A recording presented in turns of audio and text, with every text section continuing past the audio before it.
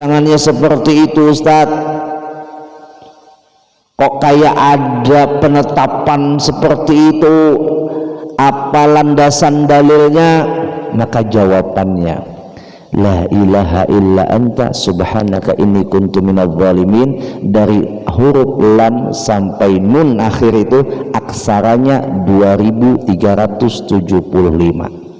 aksara huruf daripada la ilaha illa anta subhanaka inni kuntu minadz zalimin. Nah, dari aksara itulah diambil oleh ulama sebagai bilangan untuk ditetapkan wirid di malam nisfu Sya'ban. Kenapa jadi ditetapkan oleh ulama kita bilangannya, waktunya? Supaya masuk dalam kategori wirid. Kan sudah semalam kita bahas. Apa itu wirid? Al-hissatul muhaddadatul lati yuwazibu 'alaiha al-'abdu, ya kah, minat ta'at wal ibadat ghairil mafruḍat wa yulzimu nafsahu biha. Sudah kita bahas pada pertemuan yang telah lewat. Yang namanya wirid adalah yang diamalkan secara hissatul muhaddadah, secara bilangannya yang sudah ditetapkan, waktunya yang ditetapkan, ya kah? Tapi ghairil mafruḍat, selain yang wajib. Wa yulzimu nafsahu, dan dilazimi. Orang tadi melazimi setiap tahun ketika malam Sya'ban, sering kada tertinggal baca Yasin 3 kali, sering kada tertinggal sembahyang tasbih, sering kada tertinggal baca tasbih Nabi Yunus 2375 kali, kada tertinggal setiap tahun kayak itu. Maka dihukumkan orang itu wirid, menjadi wiridan. Tapi kalau kadang baca, kadang kada, kadang baca, kadang kada, itu belum masuk kategori wirid. Nah, yang namanya wirid itu yang terus menerus dibaca. Ahabul a'mal ilallah adwamuha wa inqal. Amal yang paling dicintai oleh Allah sedikit, amal yang dicintai oleh Allah yang terus menerus walaupun sedikit. Allah. Nah, jamaah rahimakumullah, setelah malam harinya beribadah, siangnya disuruh oleh Rasulullah wasumu yaumaha, berpuasalah di siang harinya. Nih, bagi ibu-ibu yang masih ada qadaan di puasa tahun lalu belum sempat mengqadha, bolehkah menggabungkan puasa qadaan dengan puasa nisfu? Boleh hukumnya. Rumusnya, puasa wajib disandingkan dengan puasa sunnah, atau puasa sunnah disandingkan dengan puasa wajib, itu hukumnya boleh. Yang kada boleh, puasa wajib disandingkan dengan puasa wajib, atau puasa sunnah digabung dengan puasa sunnah, kada boleh.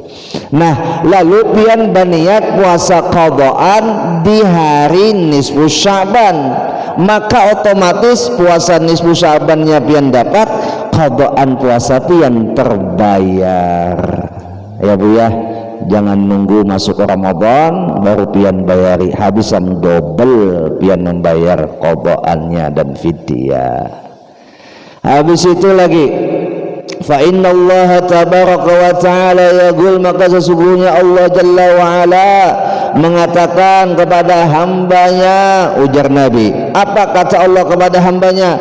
Ala min mustaghfirin faghfir lahu, ayo siapa yang hendak minta ampun aku ampuni. Ala min mustarzikin farzuqahu, ayo siapa yang hendak minta rezeki aku berikan rezeki. Ala min mubtala fa'afiyahu, ayo siapa yang hendak minta hindarkan daripada bala aku hindarkan. Ala kadza hatta yatlu'al fajar, apalagi yang diminta, ayo apalagi yang diminta, ayo Allah bertawar nih, hatta yatlu'al fajar, sampai terbit matahari di pagi nisfu Sya'ban.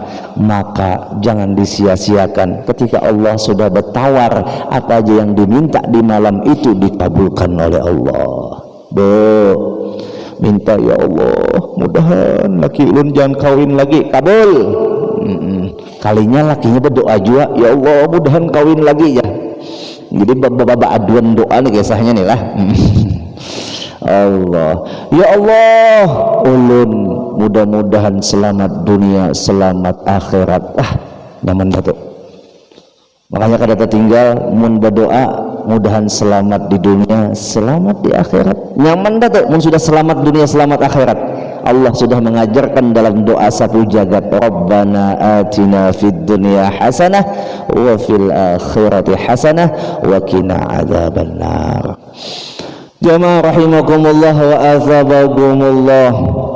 Lalu setelah kita puasa di nisfu Sya'ban, nah di situ tandanya makbul nisfu Sya'bannya, diterima amal nisfu Sya'bannya, karena di waktu malam sampai sore nisfu Sya'ban itu adalah waktu di mana amalan segenap hambanya diangkat, diserahkan kepada Allah.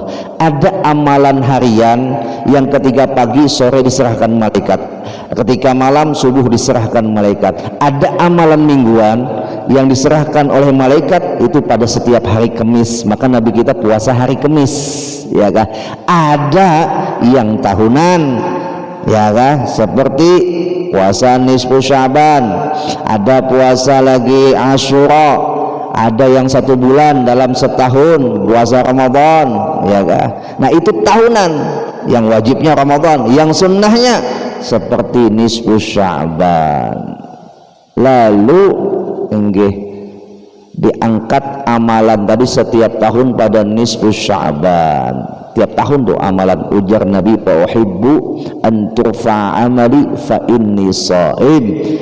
Aku cinta, aku senang ketika amalku atau catatan amalku diangkat ke langit pada saat aku sedang berpuasa. Ya Allah, ada dulu yang bernama Da'ilallah al-muhaddits, seorang muhaddits, profesor, doktor, siapa? Abu Sayyid Muhammad bin Alawi al-Maliki. Beliau itu berdoa, ya Allah matikan ulun di bulan Ramadan dan dalam keadaan berpuasa dan juga dalam keadaan lagi mengajar. Tiga-tiganya kabul. Meninggal dalam keadaan berpuasa di bulan Ramadan lagi saat mengajar. Pas Sidin meninggal itu gempar bobohan Wahabi. Kenapa jadi gempar? Karena hampir separuh Masjidil Haram tuh mengantarkan jenazah beliau sampai ke Ma'la. Coba pian cari di YouTube, itu ada video waktu mengantarkan jenazah Abu Sayyid Muhammad bin Ali al-Maliki dari Masjidil Haram. Itu manusia ratusan ribu, ada puluhan ribu lagi, ratusan ribu hampir mengantarkan jenazah beliau sampai ke Ma'la. Wahabi nganga, ini siapa yang mati? Sampai akhirnya mereka pun tak umpat jua mengantarakan.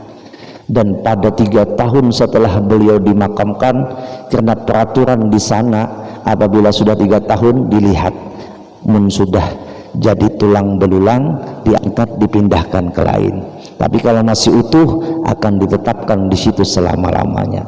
Pas 3 tahun berlewat, dibuka makam beliau, ternyata utuh seperti orang hidup, rambutnya berpanjang, kukunya berpanjang seperti orang hidup. Muhasidin memancarkan cahaya, hanyar tenganga buhan Wahabi. Oh, ini pang ulama yang kami musuhi, ya kah? Beliau kan ada mengarang kitab apa itu, Antus Sahah, Mafahim Antus Sahah kalau tidak salah, khusus menyangkal tuduhan-tuduhan Wahabi seperti tahlil bid'ah, ya kah, baca wirid berjamaah bid'ah. Itu ditangkal Sidin dengan sebuah kitab yang semuanya ada rujukan hadisnya, ayatnya, sampai tegeleng kepala. Kenapa ada sebahagian yang menyalahkan gawian kita? Itu hak mereka, kita kadang menyalahkan, tapi kita punya argumen untuk membela apa yang kita gawi. Apa argumen kita? Argumen kita, kalaulah jalan kita ini salah, yang benar lah, kalau jalan kita ini salah, maka di atas sebelum kita sudah terkenal, sudah akan masyhur kesalahan-kesalahan dalam amalnya. Bahkan kitab-kitabnya masih awet sampai sekarang. Imam Al-Ghazali Ihya Ulumuddin, kitabnya sampai sekarang awet, dibaca di mana-mana. Padahal Ihya Ulumuddin itu kitab yang paling dibenci oleh bubuhan Wahabi, paling benci mereka. Jadi setiap ulama dunia, setiap ulama yang cinta kepada dunia, dia tidak akan mau, tidak akan senang baca kitab Ihya Ulumuddin. Kenapa? Karena di dalam kitab itu menembaki ulama-ulama yang cinta dunia. Nah, itu dalam kitab Ihya Ulumuddin. Di bawahnya kitab Ihya Ulumuddin, kitab Bidayatul Hidayah. Ampuni Imam Al-Ghazali tuh, baca mulai awal. Di situ sudah ditembaki, yang nuntut ilmunya ditembaki. Hati-hati hatinya dalam nuntut ilmu. Kalau ada saja orang yang nuntut ilmu niatnya supaya dapat kehormatan, maka ilmu yang diberikan oleh Allah kadang memberikan manfaat dan kebaikan buat dirinya. Kenapa pian jadi hendak belajar di pondok nak? Ulun supaya jadi ustad nak. Kenapa jadi ustad? Supaya dicium tangan. Nah, jangan nakai, salah niat pian. Mau niat pian mondok ilmu agama, belajar ilmu agama supaya minta dihormati, maka itu salah besar, ujar Imam Al-Ghazali. Rusak ilmunya. Apalagi nuntut ilmu agama supaya dapat dunia. Salah sudah. Tukang aja, ustad-ustad itu diberi amplop, sidin diberi kada minta. Mau minta salah sudah. Ya, masa mau diberi ditolak? Biar diberi ditolak lah. Kada kalau mubazir ditolak, namanya gini diberi. Yang penting jangan meminta. Apalagi sampai bertarget mengundang ulun sekian juta, manajemennya sekian juta. Nah, itu merendahkan ilmu agama, merendahkan ilmu agama. Kan pernah ulun cerita, ada seorang habib datang, habis itu ada orang sugih bertakun, "Bib, ulun nak mundang pian, kira-kira berapa memberi pian?" Apa jawab habib? 1 triliun anak mundang aku. Oh, terkejut orang sugih tadi. Mana ada Bib 1 triliun memberi ceramah? Tiwas bertakun. Tiwas bertakun. Aku katakan 1 juta berarti ilmu agama murahnya, Pang. Makanya kada usah bertakun. Mau nikah hendak memberi, bari aja berapa? Aku kada pernah minta, itu kata Habib. Nah, jadi kita jangan pernah kalah karena bertakun guru aja memberi pian itu berapa, kada boleh. Itu su'ul adab, sama menghinakan ilmu yang ada pada diri ulama itu. Nah, seringkali kita bertanya, kenapa jadi guru ulama jadi hormati banyak orang? Kenapa? Padahal bukan manusianya yang dihormati, tapi ilmu yang ada pada dirinya. Nah itu. Lalu kita menghormati ilmunya itu supaya kita dapat keberkahan ilmunya. Sama kita nih membaca kitab. Kenapa kita baca kitab, Ustadz? Jaka ceramah biasa aja, Pang. Ya, kenapa jadi baca kitab? Supaya kita kada memutus mata rantai ilmu orang-orang dahulu. Lalu dengan kitab ini ada rujukan jelas. Ini perkataan siapa? Perkataan Ibnu Athaillah. Ini perkataan siapa? Perkataan Rasulullah. Ini ujar siapa? Ujar guru si anu. Lalu kada tabawa keakuan. Munnya sudah ujar aku, ujar aku, ujar aku, nah ini bahaya. Lalu sifat ananiyah, apa itu sifat ananiyah?